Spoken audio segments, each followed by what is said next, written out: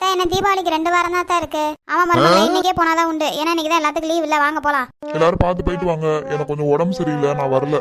பர்ச்சேசிங்னு பேர் எடுத்தா போதும். இந்த ஆம்பளைங்களே கூட வரமாட்டேன்றாங்க. நீங்க வராட்டி போது உங்க பென்ஷன் பணத்தை கொடுங்க, நான் போய் வாங்கிக்கிறேன். நான் பையனை கூட்டிட்டு போறேன். என் மேல அக்கறைப்படுறியா இல்லையா? பென்ஷன் பண்ண மேல ரொம்ப அக்கறைப்படுறடி நீனு. சரி எல்லாரும் குளிச்சு கிளம்புங்க. நான் போய் அவரை எழுப்பி கூட்டிட்டு வரேன். ஐயோ நம்ம பொண்டாட்டி என்ன எங்கிட்டு வர்றா? எப்படியும் அப்பா கலந்துக்கிட்ட மாதிரி நம்மளும் கலந்துக்க வேண்டியதான். இல்லைன்னா இவளுக்கு பர்ச்சேஸ் பண்றன்ற பேர்ல 2-3 நாள் ஆக்கிடுவாளுங்க. நம்மள வெளியே உட்கார வச்சுட்டு காவக்கார மாதிரி.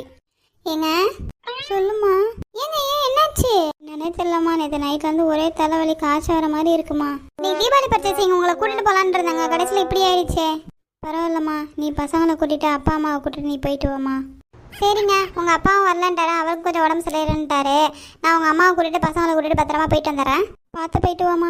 புருஷன மாமனார் எக்கரை கெட்டு போனா அவங்களுக்கு உடம்பு சரியிருந்தா என்ன, சரியில்லாட்டி என்ன? அவளுகளுக்கு தீபாவளி பர்ச்சேசிங் போகணும், அதனால காசு வேணும். எக்கடை கெட்டு போங்கன்னு சொல்லாம